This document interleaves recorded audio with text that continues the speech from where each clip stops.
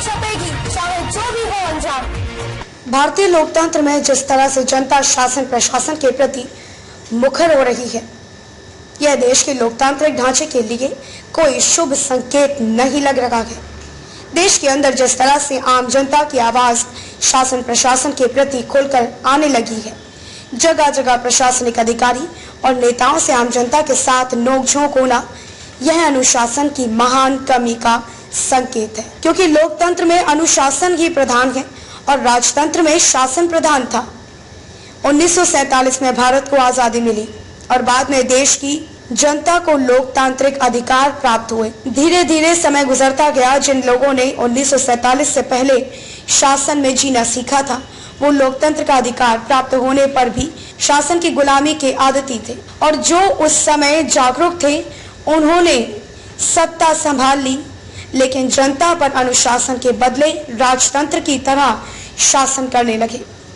शासन को स्वीकार करने वाले धीरे धीरे चले गए और देश की आगे आने वाली पीढ़ियां पढ़ लिख कर अपने प्राप्त अधिकारों के बारे में जागरूक होने लगी और अपने अधिकारों को मांगने लगी, जिसे प्राप्त करने के लिए आंदोलन व संघर्ष होने लगे।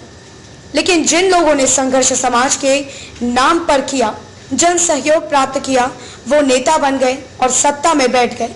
यह सांसद विधायक बनकर विपक्ष में बैठे वही काम करने लगे जो शासन की परंपरा रही, और इन शासकों की नाकामी से प्रशासन भी शासक बन बैठा और जनता में झूठा भय पैदा किए जाने लगा, जिससे आम जनता इनके भ्रष्टाचार पर उंगली ना उठा सके।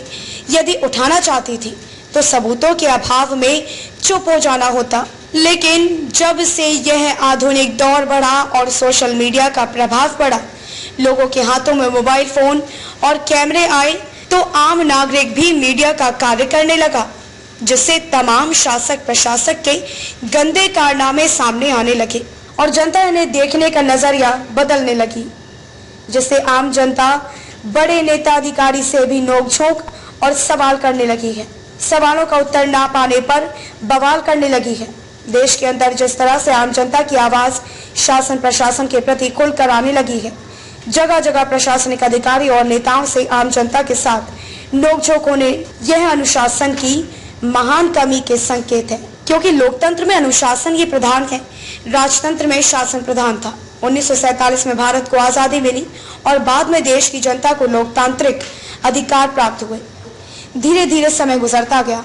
जिन लोगों ने 1947 से पहले शासन में जीना सीखा था, वो लोकतंत्र का अधिकार प्राप्त होने पर भी शासन की गुलामी के आदती थे, और जो उस समय जागरूक थे उन्होंने सत्ता संभाल ली, लेकिन जनता पर अनुशासन के बदले राजतंत्र की तरह शासन करने लगे। शासन को स्वीकार करने वाले धीरे धीरे चले गए और देश की आगे आने वाली पीढ़ियां पढ़ लिख कर अपने प्राप्त अधिकारों के बारे में जागरूक होने लगी और अपने अधिकारों को मांगने लगी, जिसे प्राप्त करने के लिए आंदोलन व संघर्ष होने लगे। लेकिन जिन लोगों ने संघर्ष समाज के नाम पर किया, जन सहयोग प्राप्त किया, वो नेता बन गए और सत्ता में बैठ गए।